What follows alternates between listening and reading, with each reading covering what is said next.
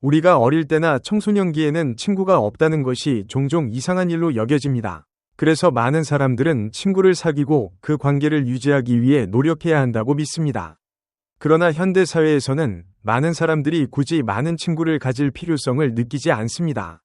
그들은 언제나 개인적인 취미와 일로 바쁘며 혼자 있는 시간도 충분히 즐깁니다. 그렇다면 친구가 있는 것과 없는 것은 정말로 개인의 삶의 질과 행복에 영향을 미칠까요?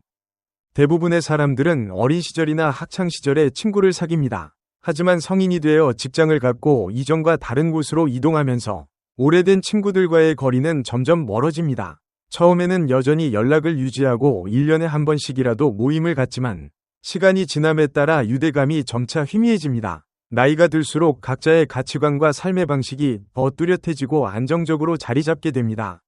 어린 시절에는 타인의 의견에 쉽게 영향을 받아 친구를 사귀었다면 성인이 된 후에는 자신과 가치관이나 생활 방식이 맞는 사람들과만 교류하려는 경향이 강해집니다. 또한 젊었을 때는 친구가 없다는 것이 비정상적이라고 생각하기 때문에 사회적 관계를 형성하고 유지하려고 합니다. 하지만 어떤 사람들은 50에서 60대가 되어서야 자신이 진정으로 고독을 즐기는 사람이며 더 이상 많은 친구 관계를 유지할 필요성을 느끼지 않는다는 것을 깨닫습니다. 어떤 사람들은 많은 친구들과 대화를 나누는 것을 좋아하지만 또 다른 사람들은 혼자만의 시간을 더 가치 있게 여깁니다. 예를 들어 독서를 좋아하는 사람은 하루 종일 책을 읽는데 시간을 보내기도 합니다. 독서는 본질적으로 개인적인 활동이며 친구들과 함께 할 수 없는 일이기 때문에 이들은 친구들과 어울리는 것보다 책을 선택합니다. 그들에게는 책이 더 중요하기 때문입니다. 이와 비슷하게 어떤 사람들은 퇴근 후 게임을 하며 휴식을 취하는 것을 선호합니다. 이들에게 친구를 사귀는 것과 게임을 하는 것 중 하나를 선택하라고 한다면 게임을 선택할 가능성이 높습니다. 게임을 하면서 온라인상에서 같은 취미를 가진 사람들과 소통할 수 있기 때문에 굳이 오프라인에서 친구를 더 만들 필요성을 느끼지 않습니다. 반면 항상 다른 사람들과 함께 있어야만 편안함을 느끼는 사람들도 있습니다. 이러한 사람들은 보다 넓은 친구 관계망을 유지하는 경향이 있습니다. 따라서 친구의 수에 대한 정해진 기준은 없으며 각자의 취향과 필요에 따라 다른 방식으로 관계를 형성합니다. 실제로 한 사람이 유지할 수 있는 인간관계의 수는 100명을 넘기 힘듭니다.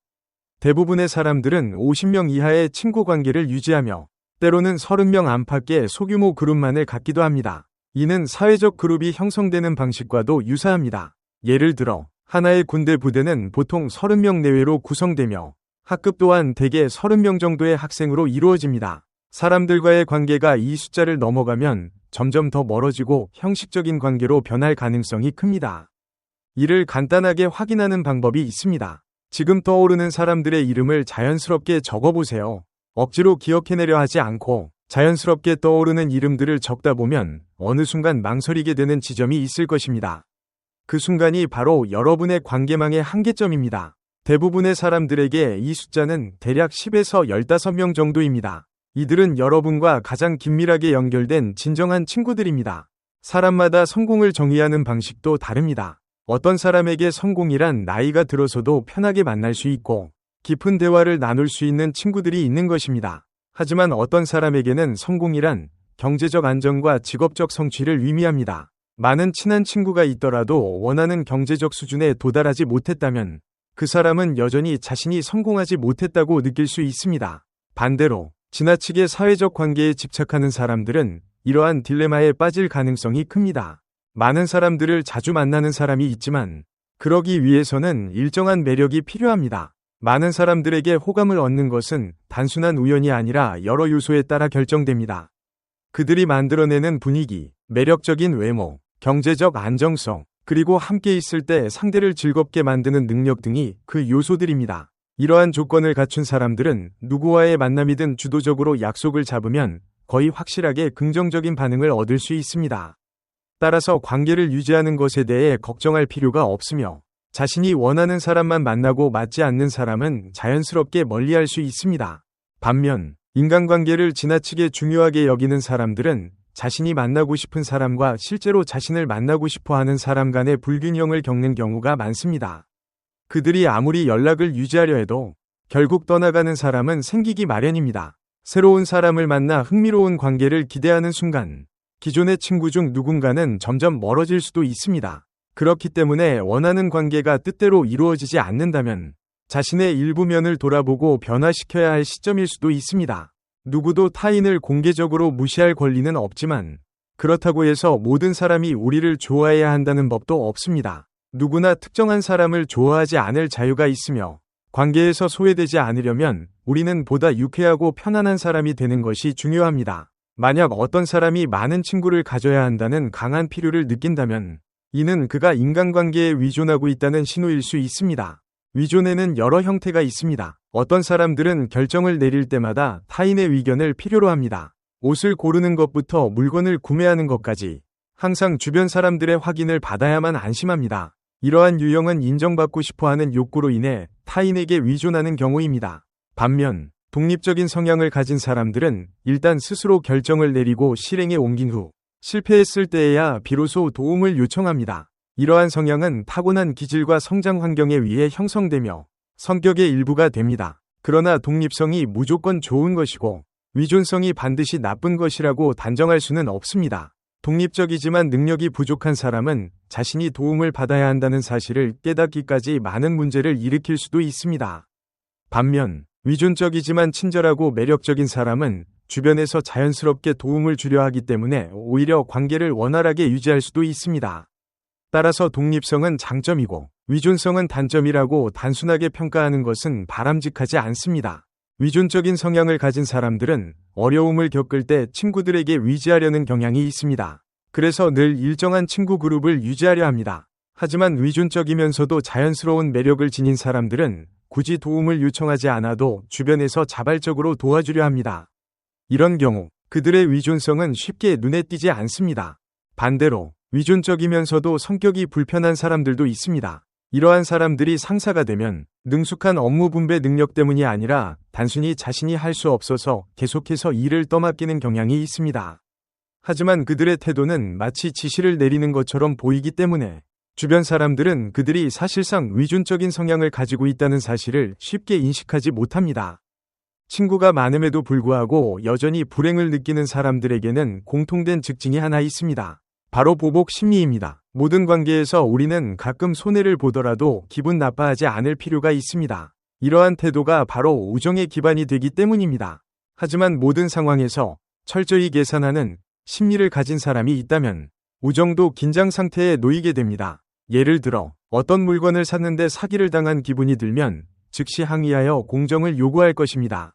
하지만 친구 관계에서 항상 내가 손해본 만큼 돌려받아야 한다는 생각을 가지고 있다면 그것은 더 이상 건강한 관계가 아닙니다. 진정한 우정은 철저한 등가 교환이 아니라 진심과 상호 이해에서 비롯된 유대감입니다. 이래서 누군가가 당신을 속이거나 힘든 일을 일부러 떠넘긴다면 당연히 화가 날 것입니다. 하지만 우정에서는 손해를 보거나 이득을 보는 일이 있더라도 지나치게 계산하지 않는 것이 중요합니다. 오히려 너그럽고 이해심 있는 태도가 오래 지속되는 관계의 토대가 됩니다. 그러나 만약 누군가가 보복 심리를 가지고 있다면 그들은 오랜 우정을 유지하기 어려울 것입니다. 친구가 무심코 한마디 했을 뿐인데도 즉시 기분이 상하고 상대방이 사과하도록 강요하거나 심지어 보복할 방법을 찾기도 합니다. 문제는 이런 사람들조차도 화가 나면서도 관계를 잃고 싶지 않기 때문에 억누르고 화해하려고 한다는 것입니다. 하지만 마음속에 쌓인 원망이 많으면 친구가 곁에 있어도 진정한 행복을 느끼기 어렵습니다. 또한 어떤 사람들은 매우 소심하여 친구들이 자신을 좋아하지 않을까 걱정합니다. 모임이 끝난 후에도 혹시 자신이 실수로 상대를 불쾌하게 했는지 고민하고 때로는 전화를 하거나 메시지를 보내 오늘 내가 무슨 말 실수한 거 없어? 라고 확인하기도 합니다. 이러한 과도한 걱정은 오히려 인간관계를 더욱 불안하게 만듭니다. 특히 원한을 잘 품으면서도 동시에 예민하고 상처받기 쉬운 사람들도 있습니다. 우리는 보복하는 사람들은 겁이 없을 것이라고 생각하지만 사실 어떤 사람들은 겉으로는 참고 있는 듯 보이지만 속으로는 엄청난 스트레스를 받고 있습니다. 이들은 분노를 밖으로 표출하지 못하고 내면에 부정적인 감정을 쌓아두기 때문에 결국 정신적으로 힘들고 괴로워집니다. 반면 친구가 필요하지 않은 사람들은 대개 자신의 삶이 매우 바쁩니다. 그들은 혼자 있을 때도 해야 할 일이 많아 친구가 있든 없든 의미 있는 시간을 보낼 수 있습니다. 심리 테스트에서는 내향성, 외향성, 사회적 민감성, 대인관계에 대한 인내력 등을 측정하는 척도가 있습니다. 어떤 사람들은 사람들과 어울리는 것을 즐기지만 어떤 사람들은 오히려 사회적 교류가 적을수록 편안함을 느낍니다. 독립적이고 자립적인 성격을 가진 사람들은 친구의 도움 없이도 자신의 목표에 집중할 수 있습니다. 이들은 사람들과 어울리는 것을 싫어하는 것이 아니라 단지 시끄러운 환경을 좋아하지 않을 뿐입니다. 붐비는 장소에서 시간을 보내는 것을 불편해하고 사람이 가득 찬 식당에서 식사하는 것을 선호하지 않으며 출퇴근 시간에 지하철처럼 혼잡한 공간을 견디기 어려워합니다. 이들은 친구를 좋아할 수도 있지만 사회적 소란을 싫어하기 때문에 결국 혼자 있는 시간을 더 많이 선택하게 됩니다. 성격의 본질을 바꾸는 것은 매우 어려운 일입니다. 하지만 현대 사회에서는 기술과 소셜미디어의 발전 덕분에 친구를 사귈 기회가 끊이지 않습니다. 직접 만나지 않더라도 온라인 플랫폼을 통해 언제든지 사람들과 연결될 수 있습니다. 과거에는 친구 관계가 직접 아는 사람들, 직장 동료, 이웃으로 한정되었지만 이제는 온라인 커뮤니티에 가입하는 것만으로도 비슷한 취향과 관심사를 가진 사람들을 쉽게 찾아 대화할 수 있습니다. 따라서 깊은 우정을 필요로 하지 않는 사람들은 굳이 독립심을 키우려고 애쓸 필요가 없습니다. 현대 사회에서는 새로운 친구들이 자연스럽게 생겨나기 때문입니다. 또한 때로는 친구가 현실적인 도움을 줄 수도 있습니다. 예를 들어 어느 날 정보기관에서 당신이 조사 대상이라고 연락이 온다면 만약 경찰 관련 직업을 가진 친구가 있다면 직접적인 도움을 주지는 못하더라도 최소한 법적 절차에 대해 조언해 줄 수 있습니다. 만약 친구가 변호사라면 상황을 합리적으로 해결할 수 있는 방법을 상담해 줄 수도 있습니다. 하지만 친구가 경찰이나 변호사가 아니라면 단순히 고민을 털어놓는 것만으로는 실질적인 도움이 되지 않습니다. 마찬가지로 경제적인 어려움을 겪고 있을 때 금융업에 종사하는 친구가 있다면 대출이나 자금 관리에 대한 조언을 해줄 수 있습니다. 그러나 그 친구도 돈이 없다면 아무리 친하더라도 금전적인 문제를 해결해 줄 수는 없습니다. 직장에서 상사에게 부당한 대우를 받을 경우 친구에게 고민을 털어놓으면 위로를 받을 수는 있지만 근본적인 해결을 위해서는 노동 전문가나 변호사의 상담을 받는 것이 더 나은 방법입니다. 친구는 감정적인 위안을 줄 수 있지만 직접 나서서 문제를 해결해 줄 수는 없습니다. 사회적 관계에서 때때로 자신의 친구 그룹 안에 별로 좋아하지 않는 사람이 있을 수도 있습니다. 하지만 그 사람이 그룹을 유지하는 데 중요한 역할을 한다면 그들과 함께하는 것이 불편하더라도 그룹 내 다른 친구들을 소중히 여기기 때문에 어쩔 수 없이 계속 관계를 유지할 수도 있습니다. 만약 다른 친구들 또한 그 사람을 별로 좋아하지 않는다면 개별적으로 연락하여 그 사람을 제외한 소규모 모임을 만들 수도 있습니다. 그리고 만약 그 사람이 이에 대해 의문을 제기하거나 불만을 표현하더라도 자연스럽게 흐름에 맡기는 것이 좋습니다. 때로는 한 번의 갈등 후에 스스로 그룹에서 멀어질 수도 있습니다. 이러한 문제를 해결하는 방식은 상황과 그룹 내에서의 본인의 영향력에 따라 달라집니다. 하지만 추천하지 않는 방법이 하나 있습니다. 그것은 상대에게 직접적으로 나는 너를 좋아하지 않는다 라고 말하는 것입니다. 이러한 직설적인 방식은 대부분 좋은 결과를 가져오지 않습니다. 오히려 그 사람이 당신에 대해 험담을 하거나 심한 경우 공격적으로 반응할 수도 있습니다. 만약 이러한 상황을 감당할 자신이 없다면 결과적으로 소중한 친구들까지 잃을 가능성이 있습니다. 대신 보다 부드러운 방법을 선택할 수도 있습니다. 그룹 전체가 아닌 정말 친하고 편안한 친구들만 따로 만나는 것입니다. 예를 들어 5명이 그룹에서 1명을 좋아하지 않는다면 나머지 3명만 따로 만날 수도 있습니다. 만약 누군가가 왜 그 친구는 안 불렀어? 라고 묻는다면 단순히 오늘은 적은 인원으로 만나고 싶었어 라고 대답하면 됩니다. 대부분의 사람들은 굳이 설명을 덧붙이지 않아도 자연스럽게 이해할 것입니다. 인간관계에서 명확하고 완벽한 해결책이 존재하는 경우는 드뭅니다. 대부분의 관계는 2가지 방식으로 끝이 납니다. 하나는 큰 다툼을 통해 결별하는 것이고 다른 하나는 불필요한 갈등을 피하기 위해 점점 멀어지는 것입니다. 많은 사람들은 원치 않는 관계에서 벗어나면서도 두려움, 분노, 혹은 슬픔을 느끼지 않기를 바랍니다. 그들은 갈등 없이 지혜롭게 관계를 정리하며 스스로가 현명하고 세련되게 문제를 해결했다고 자부하고 싶어 합니다. 이것이 우리가 흔히 말하는 사회적 관계에서의 지혜입니다. 하지만 갈등 없이 우아하게 관계를 끝맺고 자존심도 지키려는 태도는 때때로 평생 지속될 수도 있는 관계를 단순히 미루는 것에 불과합니다.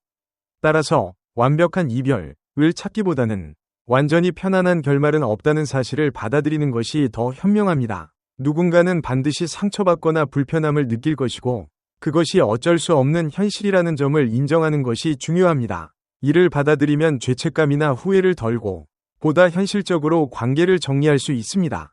그렇다면 진정한 친구란 누구일까요? 우리는 종종 어려운 상황 속에서 우정을 평가하게 됩니다. 삶이 순조할 때는 큰 시련이 없기 때문에 주변 사람들 모두 좋은 친구처럼 보입니다. 어려움이 없으면 우정도 흔들리지 않으므로 우리는 그 관계가 견고하다고 쉽게 믿습니다. 하지만 사람은 위기에 직면했을 때 가장 연약해집니다. 친구 관계가 흔들린다고 해서 상대가 나쁜 친구라는 뜻은 아닙니다. 어쩌면 당신이 마주한 시련이 너무 벅찼던 것일 수도 있습니다. 그리고 중요한 점은 우리는 미래에 어떤 시련이 닥칠지 예측할 수 없다는 것입니다. 예를 들어 당신이 경제적으로 어려워져서 친구들에게 돈을 빌리고 싶다고 가정해 봅시다. 평소에는 주변 모든 사람이 좋은 친구처럼 느껴졌겠지만 만약 그들 모두 자신의 사정이 어렵거나 도움을 줄 수 없는 상황이라면 당신은 이 우정이 내가 생각했던 것만큼 깊지 않았던 걸까? 라는 의심을 품을 수도 있습니다. 그러나 이는 단순히 상황이 변했을 뿐이지 친구가 갑자기 나쁜 사람이 된 것은 아닙니다. 또 다른 예로 당신이 한 친구를 가장 친한 친구라고 생각하는 이유가 단순히 새벽 2시에 함께 술을 마시러 나올 수 있기 때문이라면 어떨까요? 그런데 어느 날 그 친구가 건강상의 이유로 술을 끊게 된다면 당신은 여전히 그를 가장 친한 친구라고 생각할 수 있을까요? 아니면 단지 함께했던 습관이 사라지면서 자연스럽게 멀어지게 될까요? 이러한 사례들은 우정이 미리 정해진 것이 아니라는 사실을 보여줍니다. 결국 우리는 어떤 도전에 직면할지 모릅니다. 그리고 그러한 도전들이 우리의 인간관계를 변화시키기도 합니다. 따라서 진정한 우정을 지속하고 싶다면 가장 좋은 방법은 스스로의 삶을 안정적으로 유지하는 것입니다. 당신이 위기에 빠지지 않는다면 주변의 많은 사람들이 여전히 좋은 친구처럼 보일 것입니다. 그러나 삶이 흔들리기 시작하면 친구들이 단순한 지인처럼 느껴지고 아무도 진정으로 당신을 이해하거나 도와주지 않는다고 생각하게 될 수도 있습니다. 그러므로 누가 진정한 친구인가? 라는 고민에 너무 몰두하기보다는 자신의 삶을 강하고 독립적으로 만들어가는 것이 더 중요합니다. 자신만의 견고한 기반을 갖추고 있다면 주변 관계를 보다 냉정하고 명확하게 바라볼 수 있는 여유가 생길 것입니다. 강인한 마음을 가지고 자신의 길을 흔들림 없이 걸어가세요.